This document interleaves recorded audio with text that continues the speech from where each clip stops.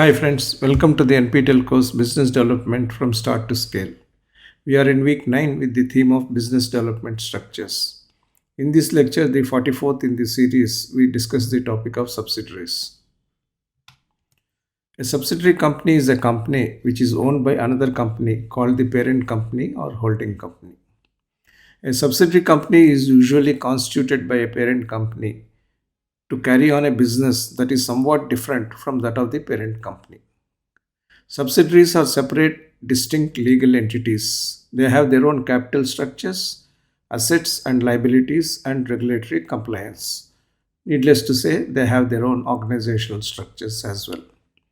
Subsidiaries can act independent of the parents and have the rights and responsibilities as well as obligations that are independent of the parent companies. It is possible for a company to spin off one or more of its businesses as a subsidiary or subsidiaries to start with as wholly owned subsidiaries. Ownership of a subsidiary is usually achieved by owning a majority of its shares. This gives the parent the necessary votes to elect their nominees as directors of the subsidiary and therefore exercise control over the subsidiary's affairs. This gives rise to the common presumption that 50% plus one share is enough to create a subsidiary where there would be control by a parent company. There are, however, other ways by which control can come about. The exact rules, both as to what control is needed and how it is achieved, can be complex. A subsidiary may itself have further subsidiaries, and these in turn may have subsidiaries of their own. A parent and all of its subsidiaries together are called a corporate, although this term can also apply to cooperating companies and their subsidiaries with varying degrees of shared ownership. Subsidiary formation gives specialization and focus to business and lays out an independent path. Let us think of a specialty chemicals company which has got its operations in several types of chemicals. Let us also assume that one type of chemicals, for example, that helps the paint industry is going to have strong growth curve.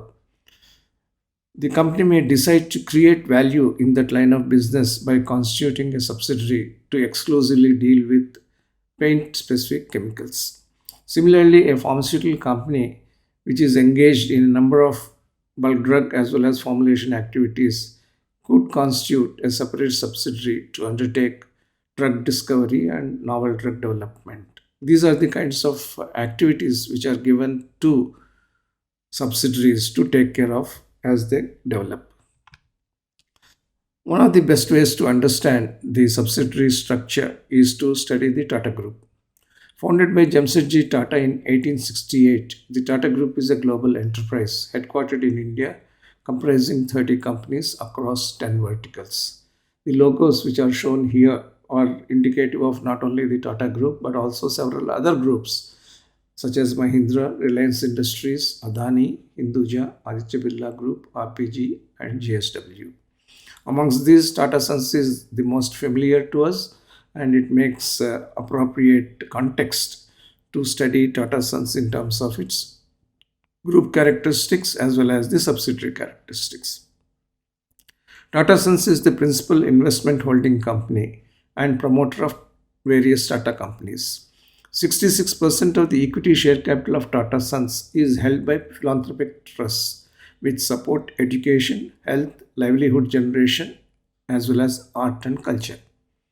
In 2021-22, the revenue of Tata companies taken together was 120 billion US dollars, that is approximately 10 trillion Indian rupees. These companies collectively employ over 935,000 people globally. Each Tata company or enterprise operates independently under the guidance and supervision of its own board of directors. There are 29 publicly listed Tata enterprises with a combined market capitalization of 311 billion US dollars, that is 23.6 trillion Indian rupees as on March 31, 2022. Major companies in different businesses include Tata Consultancy Services, Tata Motors, Tata Steel, Tata Chemicals, Tata Consumer Products, Titan, Tata Capital, Tata Power, Indian Hotels, Tata Communications, Tata Digital, and Tata Electronics. In modern conglomerate and corporate structures, interconnectivity of subsidiaries and associates has increased by leaps and bounds. The Tata Group's 10 business verticals and the companies in each are tabulated below, showing the spread. I said that there are 10 business verticals under which various companies of Tata Group are organized.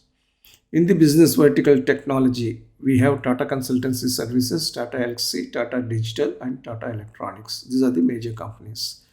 In the steel vertical, we have only Tata Steel as the major company. We'll hear something about Tata Steel as we go forward. In the automotive business vertical, we have Tata Motors, Jaguar Land Rover, Tata Autocom Systems.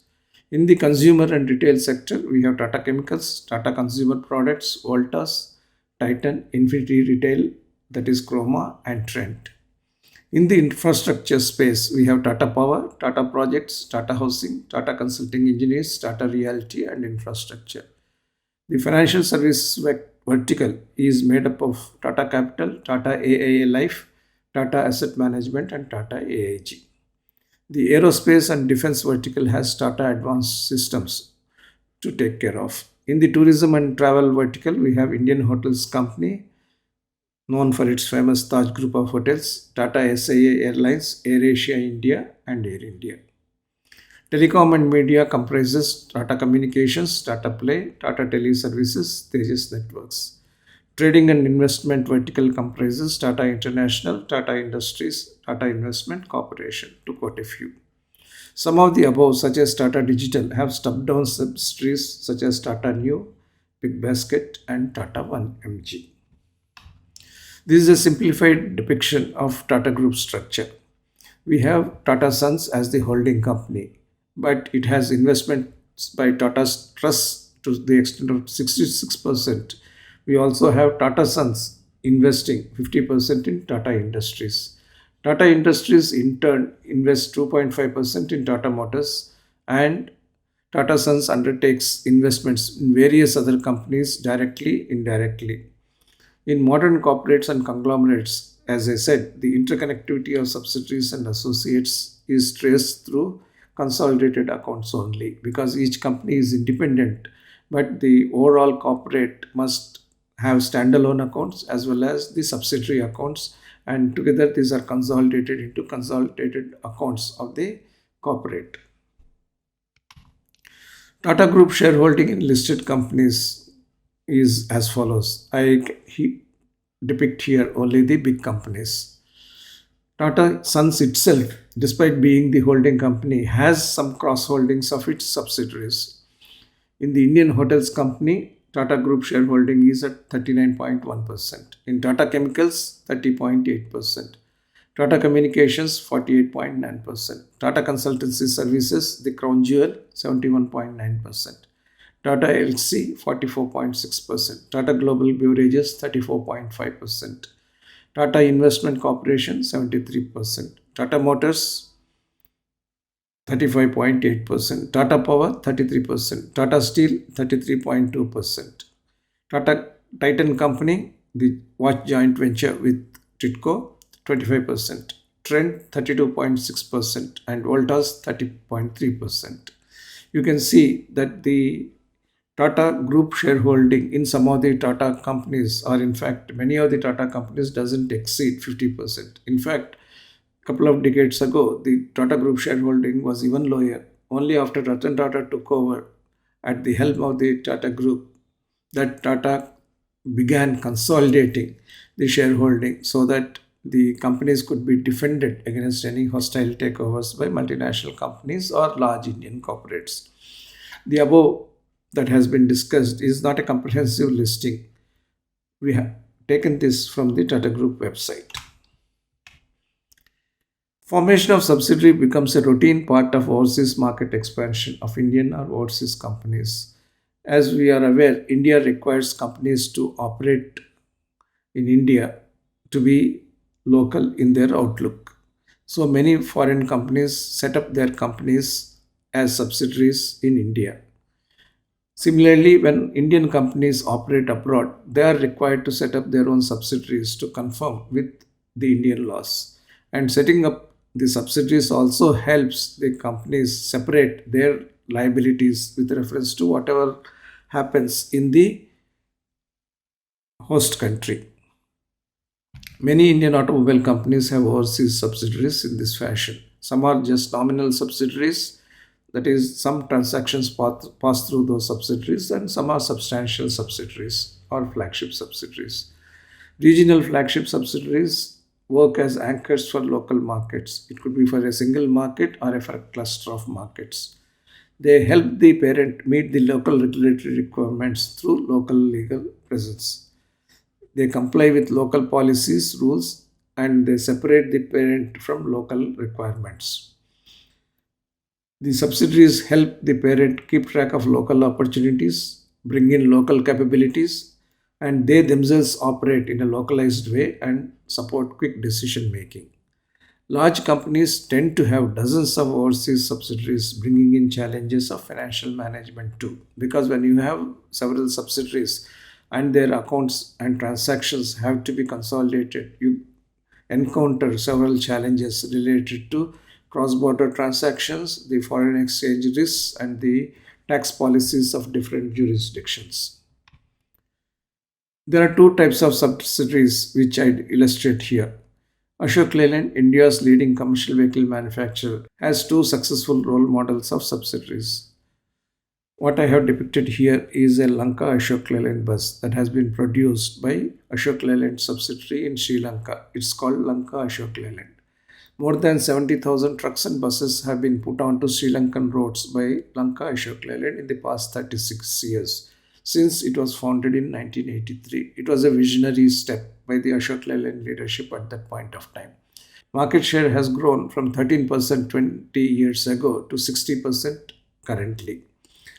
It offers a large range of trucks from 3-ton GVW to 49-ton GTW and buses from 20-seater to 75-seater. The company has an island-wide network of authorized service stations and spare parts stockists.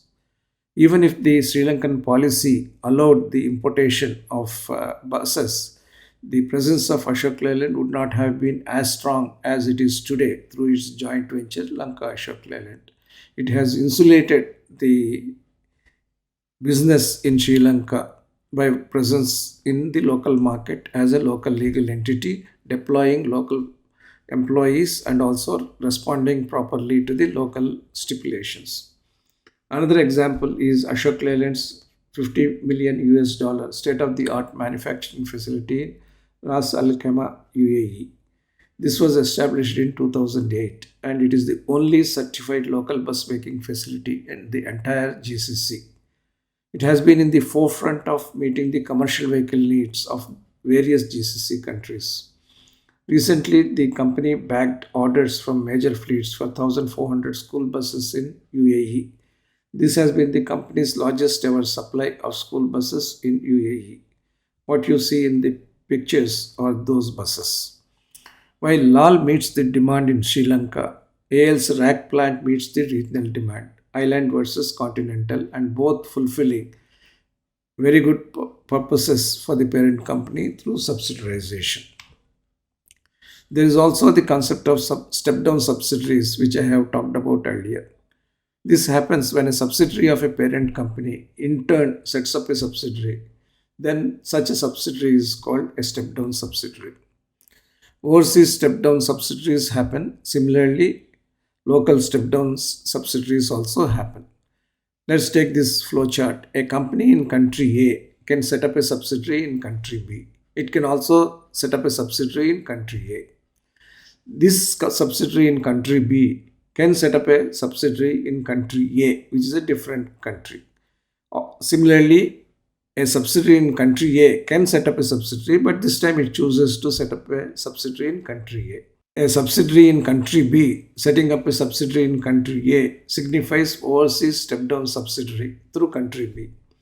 Overseas step down route is adopted as it is important to bring in overseas technology and expertise without losing domestic control. When the subsidiary in country A sets up its subsidiary in country A, it becomes a domestic step down subsidiary in country A. This route is adopted when the subsidiary has many sub businesses that need to be looked after separately in the country. I take the example of Adani Group's domestic step down subsidiaries. Adani Enterprises is the basic incubating parent in the Adani Group. It has established a company called Adani Road Transport as its subsidiary. And Adani Road Transport, in turn, established a step down subsidiary for a specific road project, and it is called Kagala Satara Road. Adani Enterprises again has set up a company to operate in the airport space. It is called Adani Airport Holdings. And that has in turn established a separate subsidiary called Sabarmati Infrastructure Services Limited to do some handling work for the airports. Now you can see the advantage of the specialization that happens through the subsidiary as well as step down subsidiary route. We have a subsidiary for overall road transport, and that subsidiary can set up any number of subsidiaries to take care of the several of road transport projects that Adani Group undertakes. And the same logic applies in the airport space also for Adani Enterprises. So step down subsidiaries have a very important role to fulfill. However, overseas step down subsidiaries out of India require special approvals of the Reserve Bank of India to avoid or to get endorsement what may be seen as round tripping of investments. That is, an Indian company establishes a subsidiary overseas, and that overseas subsidiary again establishes a separate subsidiary in India. The flow of transactions and the reasons for the establishment of such step down subsidiaries must be very clear in the overseas context for the Reserve Bank of India to approve. There is nothing non-legal or non-legitimate about such overseas step down subsidiaries. The logic, business, technical, or financial must be clearly explained to the regulatory authorities. What is a wholly owned subsidiary? A wholly owned subsidiary is a subsidiary where the parent company holds 100% of the shareholding interest. When a region is of strategic interest to a company, establishing a wholly owned subsidiary in the region is a logical approach for the company. The company doesn't want to operate as itself in that region. However, it would like to have the same benefit of operating as though the company is operating, in which case having the wholly owned subsidiary is a very good route. Many Indian pharma companies have done that with significant success in the United States. Sun Pharma, Arabindo, Piramal, Intas, Zydus, Glenmark, Cipla, Dr. Reddy's, and Lupin are all leading pharmaceutical companies in India, and they have established wholly owned subsidiaries for business development. These kinds of subsidiaries can be resorted to only when companies are willing to commit their resources to the geography with a specific business and investment agenda. Subsidiary strategy can be in parallel with strategic alliance. I have discussed during the strategic alliance discussion as well that strategic alliance is the intermediate phase before a company establishes its own presence more directly. The success of the subsidiary approach would rest on defining a clear strategic agenda that is not incompatible with the other approaches that the company may be taking. In fact, a graded evolution is possible.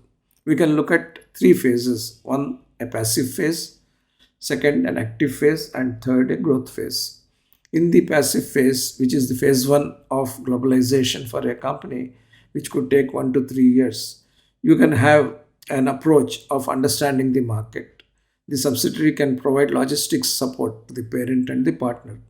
There are companies which are established only for regulatory purposes in the pharmaceutical industry. They do nothing except filing the dossiers with US FDA and get approvals. And if some expertise is sought to be brought to the Indian company, they act as knowledge agents or intermediaries to make that happen. And they serve as the face of the company and nothing more than that.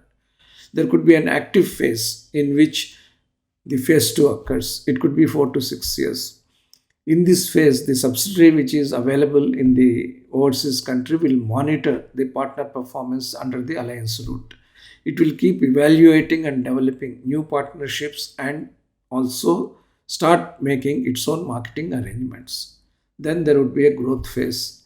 That could be 7 years plus, creating a total marketing infrastructure and strategy, undertaking own branding and sales, and finally developing new product and business opportunities. As we have seen in the earlier lectures, it is always appropriate to start the work in an overseas country through either collaboration or strategic alliance. That's because the resources of an Indian corporation or any corporation is on a limited scale, and it makes sense to focus on where the company is good at. But at the same time, we all understand that the value is captured when you do an activity end to end, covering the overseas market in which the company is intending to operate. So, a graded approach of subsidiarization through the passive, active, and growth phases is very much recommended in such a case. And it is not contra to the strategic alliance strategy, because strategic alliances are not perpetual arrangements. They are open to termination, they are open to renewal, and they are also open to modification based on the compelling other circumstances that happen. It requires a degree of strategic finesse to be able to start a subsidiary route in parallel with strategic alliance, because you got to assuage the partner that the subsidiary is set up for purposes other than being a competitor to the strategic alliances. The subsidiary is being set up to establish more viable functioning in the overseas market to the benefit of the strategic alliance as well as to the parent companies. Strategically, a leeway provided in the alliance agreement for establishment of such a subsidiary would help very much in making this transparent, open, and helpful for all the parties. It is also possible that the alliance partner also could be doing the same thing in India. That is, have its own development and manufacturing subsidiary in India or elsewhere. So these are the kinds of normal moves that happen as part of strategic business development. And any business development executive must be open to understanding these things in an appropriate and objective context. Companies have been establishing subsidiaries for value creation. The Indian pharmaceutical industry has been focusing on subsidiary creation to ring fence specialized businesses and induct capital at appropriate valuations or eventually spin them off at a future date.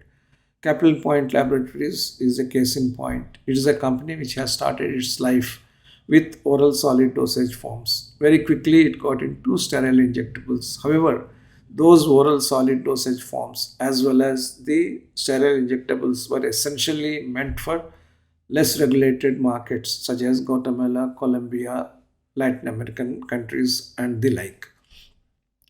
Therefore, Capling Point Laboratories said that as part of its strategy, it should get into a road which is traveled more in terms of the United States and European regulated markets, but which are more challenging and which require a typical mindset of its own. Therefore, Captain Point Laboratories Limited created a wholly owned subsidiary specializing in sterile injectable products for developed markets, and that company's name is Kaplan Steriles. It also has minority equity participation from 8 Roads and F Prime equity investors. So you can see the advantage of setting up a subsidiary. One, you have been able to take minority equity participation from equity investors who like that kind of business. They wouldn't have invested in the parent because the parent's business is far too diversified and also is mostly towards less regulated markets which don't interest the equity investors.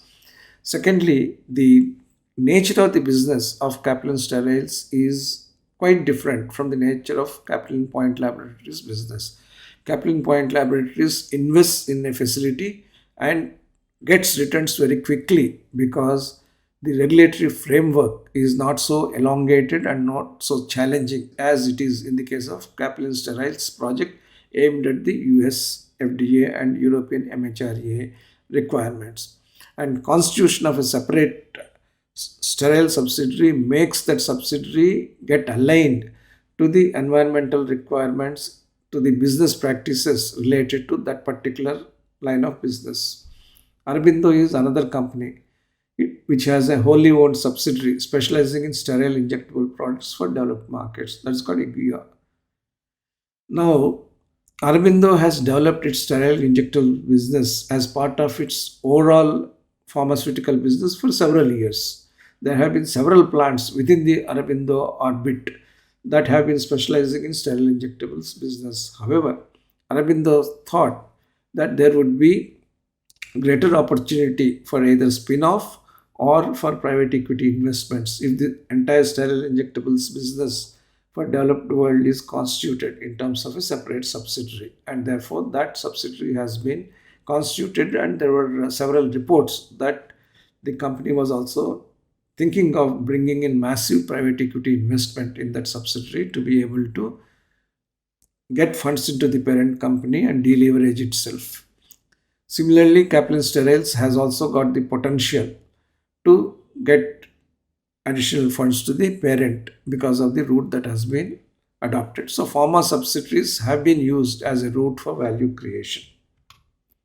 In the automobile industry, also, we have subsidiaries which are being used for transformation. As we know, the Indian automobile industry has been focusing on subsidiary creation to develop value in the nascent and emerging technology businesses, particularly electric technology businesses, and induct capital appropriate valuations, only to spin them off later. Mahindra Group is an example. It has set up a EV company as a subsidiary for electric vehicles. And in that, the British International Investment BII and Mahindra will both invest 1,925 crores. Tata Motors has set up a company called Tata Passenger Electric Mobility Limited as a subsidiary for electric vehicles. An investment of rupees 7,500 crore by PE firm TPG is envisaged. Ashok Leyland has set up a company called Switch Mobility UK as a subsidiary for electric vehicles. And in that company, Dana Corporation has invested 18 million US dollars, which values the subsidiary at approximately $1 billion or more. And Switch Mobility UK has in turn established a company called Switch Mobility India as a subsidiary for electric vehicles in India. The idea is that the best of European technology must be combined with the best of frugal engineering and cost competitiveness that India possesses. And this steps subsidiary route of setting up a subsidiary in the United Kingdom for technology and higher order of valuations, and a subsidiary in India as a step down subsidiary for cost competitiveness and frugal engineering is a very unique experiment in the Indian commercial vehicle industry. The issue with subsidiaries and joint ventures of foreign companies is that they lag in product strategy. Why does that happen? There are reasons why this happens.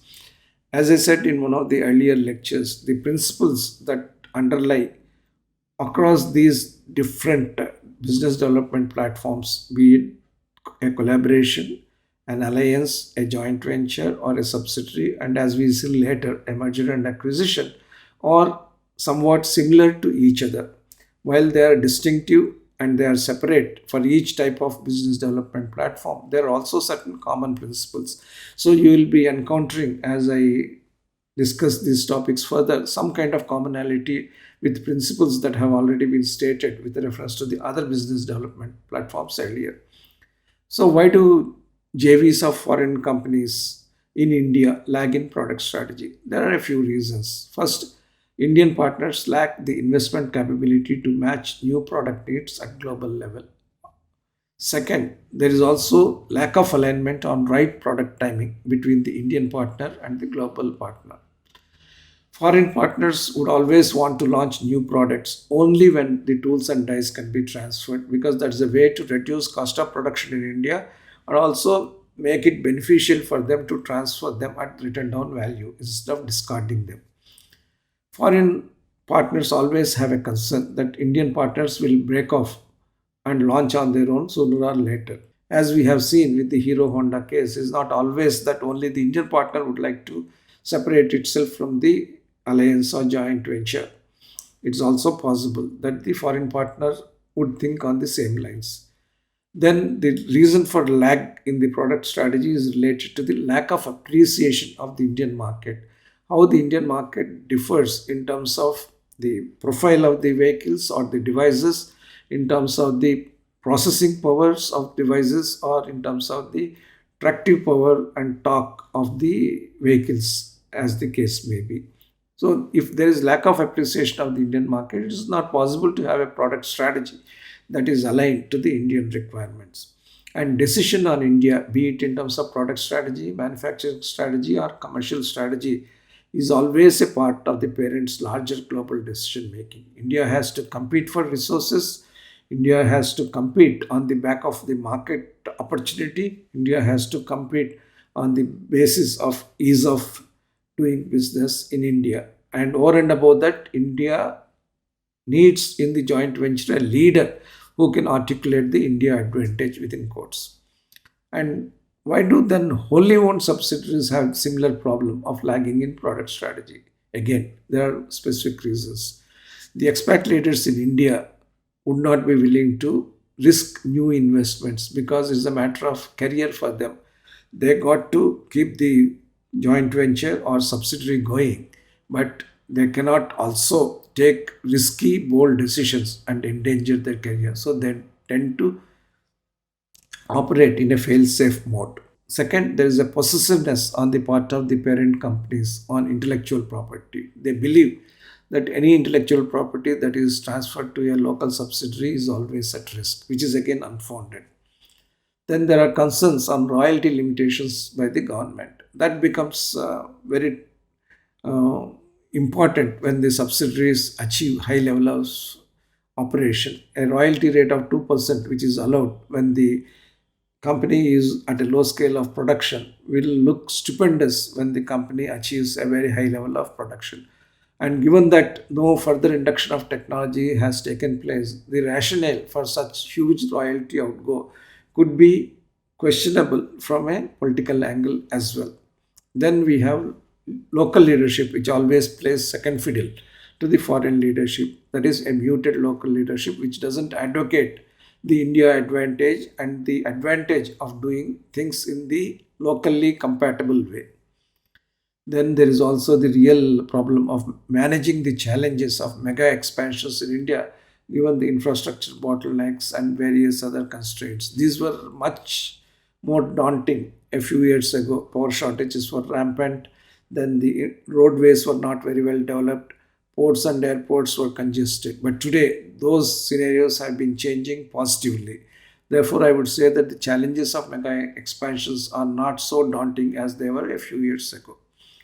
Then the concerns on ease of doing business in India. Yes, there are lots of liberalizations that have taken place, but the liberalization is also accompanied by a watchful regulatory regime. That is, every domain has a regulatory agents of sorts which make sure that the consumer interests are protected. And the moment a regulatory agency steps in, there would be some level of bureaucracy which is unavoidable. Similarly, companies have to be very alert in terms of the transfer pricing and other tax rules so that they are in compliance of the local laws. And these are the things, if they are not adequately taken care of, could be seen as amplified problems in the foreign companies having subsidiaries in India. So these are the reasons why either subsidiaries or JVs of foreign companies lag in product strategy and along with that in the manufacturing strategy or commercialization strategy. Another interesting aspect of subsidiarization is the nexus or lack of it between ownership and portfolio. Basically, any product portfolio has to meet the local customer requirements. But it's not always that the companies will take fair and objective decisions on that single consideration alone. Ownership has got a strong impact on the product portfolio decisions of different subsidiaries. Let us take the example of British Leyland, which had a subsidiary Ashok Leyland Limited.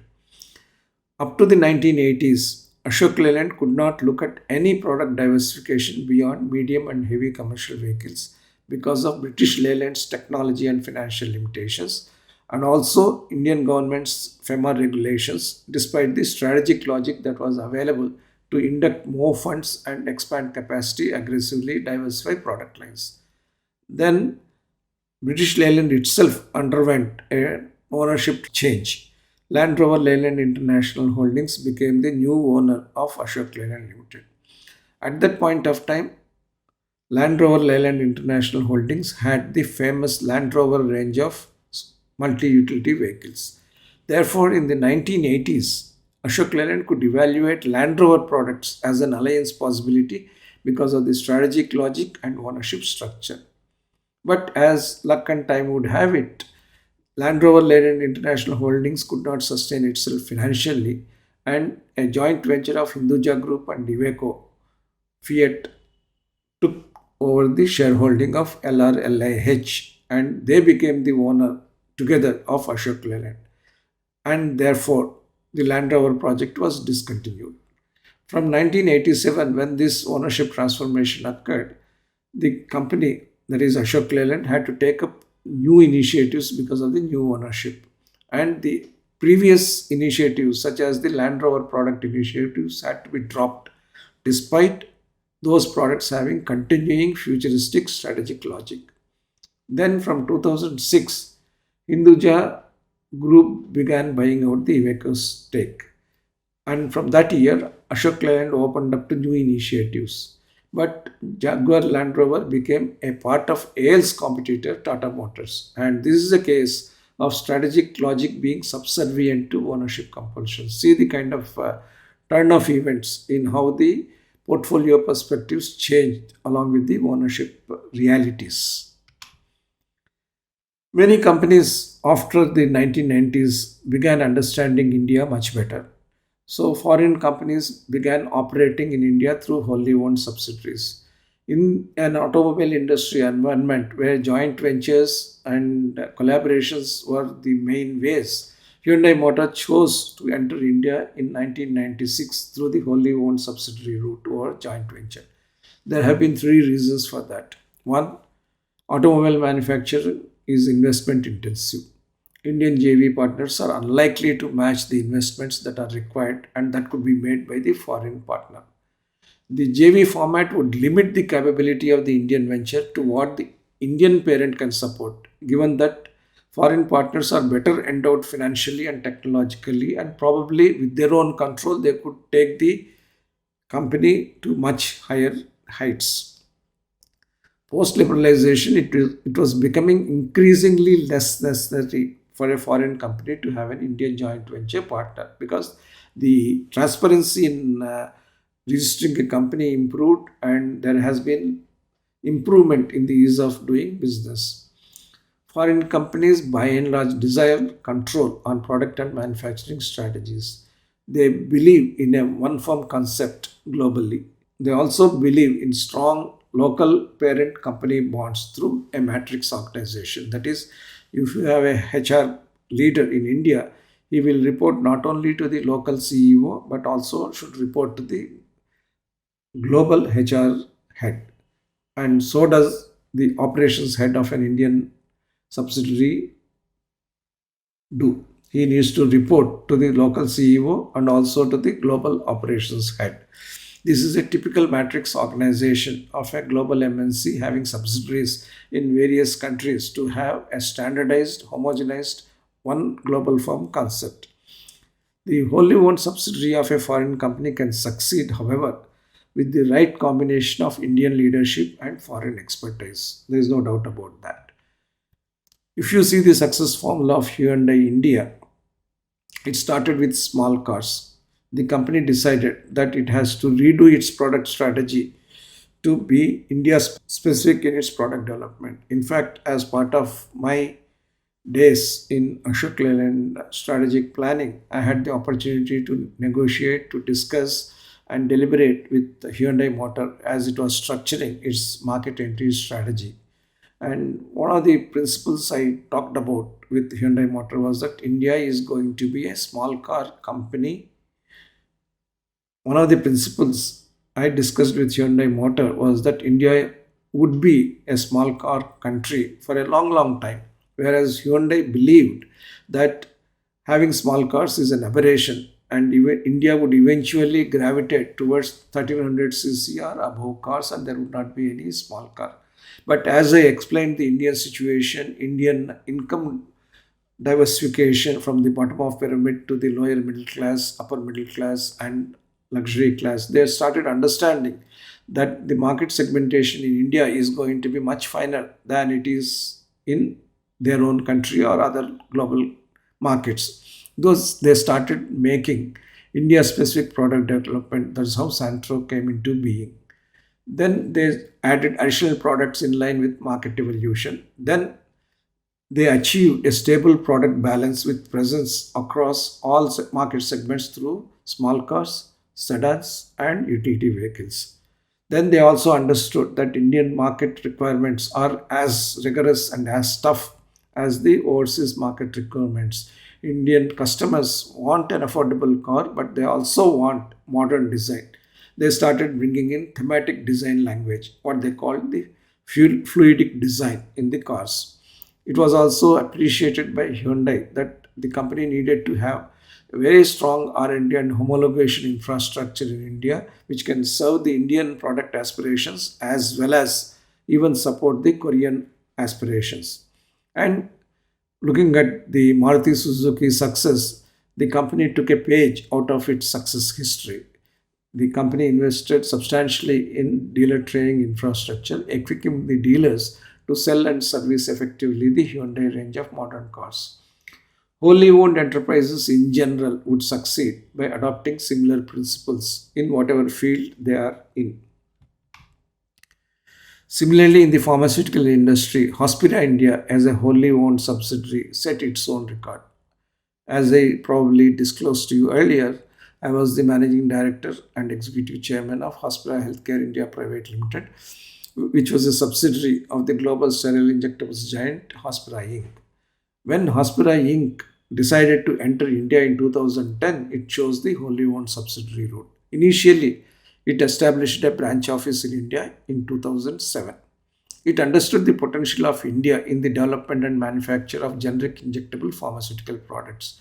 The company thought to itself, if many Indian manufacturers could operate in the United States in alliance, why not I do the reverse of it? I have a strong marketing presence in the United States and Europe. Why not I set up a development and manufacturing infrastructure in India and have similar competitiveness advantage? So it established Hospira Healthcare India Private Limited in 2009 as a wholly owned subsidiary and used it as a vehicle to acquire the sterile injectables business of Orchid Chemicals and Pharmaceuticals Limited, and eventually grew the drug pipeline, the manufacturing facilities for various types of antibiotics, and also added several other some additional product development and manufacturing lines. One of the biggest feathers in Hospira's cap in India was the establishment of one of the largest non-antibiotic generic injectables facility at Vishakhapatnam. So till the date of its acquisition in 2015 by Pfizer, I remained as the managing director of Hospira India, and Hospira India also remained as a wholly owned subsidiary of Hospira Global. As a wholly owned subsidiary, Hospira India expanded from one site to nine sites, from 450 employees to 4,500 employees, and to multiple business lines in just 5 years. We would have an occasion to discuss this strategy in greater detail in a subsequent lecture series. What does this signify as a wholly owned subsidiary's track record? Strong Indian leadership with global leadership support. When I took over the company in 2010 March, the company had 14 top leaders acquired from Orchid's injectables business. And over a period of time, we could expand that key leadership team to as many as 80 key leaders across various technology and business lines and across various manufacturing lines, including active pharmaceutical ingredients. Second, visible creation of state-of-the-art R&D and D and manufacturing assets, which India was capable of having and demonstrating in terms of competitive operation. Then a clear plan for product transfer for cost competitiveness from the Indian operations. It was envisaged that the center of gravity of the global operation would shift to India with a substantial portion of the production coming in from the Indian operation, and that too in an updated product technology platform. Hospira India demonstrated that wholly owned subsidiary of foreign company can succeed with the right Indian technology and leadership. Another important and interesting case is of Ashok Leyland Nissan light commercial vehicle partnership. Ashok Leyland and Nissan decided that they would have great partnership if they were equitable in how they structure their collaboration as subsidiaries. So they did three subsidiaries. One was Ashok Leyland Nissan Vehicles Limited, which was a 51-49 equity joint venture between Ashok Leyland and Nissan. Then there was a Nissan Ashok Leyland Powertrain Limited. It was a 51-49 joint venture between Nissan and Ashok Leyland respectively. Then there was a Nissan Ashok Leyland Technologies Limited, which is 50-50 joint venture. So technological development was to be done by Nissan Ashok Leyland Technologies Limited. The engine and gearbox required for the light commercial vehicles was to be produced by Nissan Ashok Leyland Powertrain Limited, and Ashok Leyland Nissan Vehicles Limited would manufacture the light commercial vehicles as original equipment manufactured products. And these were also supported by overall Renault Nissan Alliance India platforms, having parts support from Nissan and providing parts and system support to Ashok Leyland Nissan Vehicles Limited. So conceptually, it was a very elegant way of having multiple partnerships with an integrated framework but with specialization in respective capabilities. You can see the vehicles that have been produced, the top three from that collaboration in terms of subsidiaries. The 3 JV partnership system that was established in 2008, however, collapsed under the burden of complexity and confused accountability in a scenario of low volumes and negligible market shares. Ashok Leyland acquired Nissan stakes in 2016 in a region. Ashok Leyland is now quite successful with its Nissan Dost LCVs and looking to expand the product range and grow the volumes in the LCV range. Bada Dost, introduced by Ashok Leyland with its own efforts, has been a runaway success. That is the one which is shown at the bottom. Renault Nissan Alliance is mulling a re entry into the LCV space on its own, although the time horizon is unclear. This again points to the fact that product strategy is influenced a lot by the ownership approach of various partners, and the linkage between product strategy and ownership structure cannot be easily wished away. In one of the previous lectures, we discussed how the Renault Nissan partnership began undergoing some change the moment Nissan became very strong technologically and reasonably strong financially. Then the Japanese partners began wanting equity in the overall partnership. One of the flagship examples of India's globalization has been Tata Motors' acquisition of JLR. And JLR was a not so great operating company at the time of acquisition. So we can call this acquisition a turnaround story. What boosted the advantages of Tata Motors turning around JLR, and what were the drivers? The boosters are Indian industry has come on the global stage. That has been clearly and reliably demonstrated.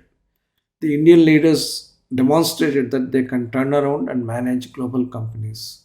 It also demonstrated that Indian groups can generate resources for global investments. Marquee brands can be revived and regenerated with investments and management. Technology transfer from overseas ventures is an intangible benefit whenever an Indian company invests in technologically developed overseas companies, even though they are not financially strong. And global perspectives generate new opportunities for Indian companies. The new Harrier platform design has been due to the collaboration between Tata Motors and JLR. And I'm sure JLR's capabilities have rubbed off in terms of the successful Tata electric vehicle developments. But there are also cautions that come with such aggressive globalization for Indian companies. The acquired entities which remain as subsidiaries need to generate large surpluses to support subsequent investments. Tata Motors' performance in the overall financially and the market reception is entirely linked to the JLR's performance. If it performs well in the United States and China, then Tata Motors' performance is boosted and so does its market valuation. Overseas entities need to be managed distinctively with ownership leadership but also within the parent's guidance. External shocks from time to time, such as Brexit and trade wars, can have a shock effect on the Indian parent, although the Indian parent has nothing to do with those developments and its own market is reasonably insulated. Integration is an eventual necessity with lower technology entity rising to the higher technology entity's capability. Any movement the other way would be detrimental to the overseas subsidiary as well as to the Indian partner and the parent. Overseas acquisitions do provide the opportunity for breakthrough upgrades, example, autonomous vehicles, electric automobiles.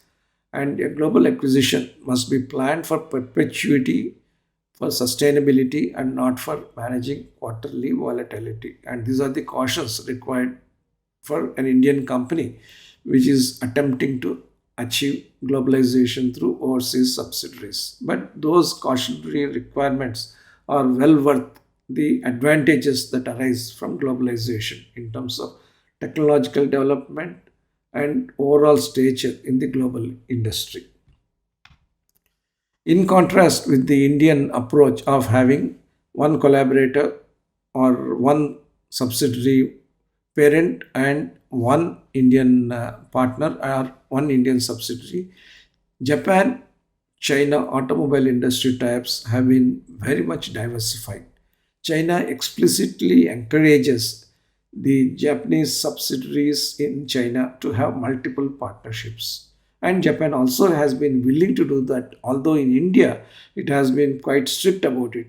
For two wheelers, it went into one partnership, and within that, for scooters, it went into one partnership. For motorcycles, it went into another partnership, and for passenger cars, it went into another partnership, and so on. But that was not to be the case in China for Japan.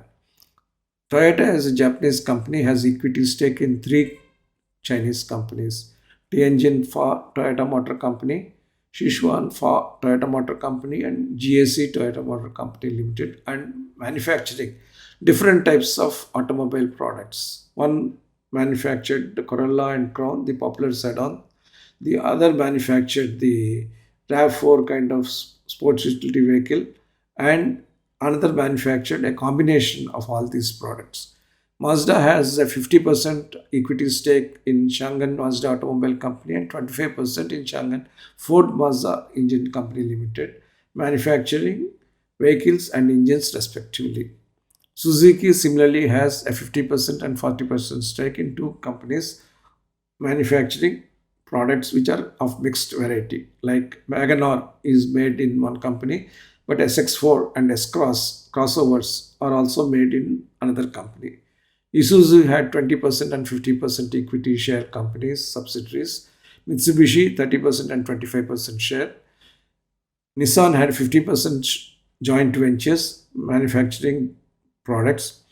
Hyundai again is a company which has manufactured different types of automobiles in three different companies, including one which is completely owned by Honda as Honda Automobile China Company Limited.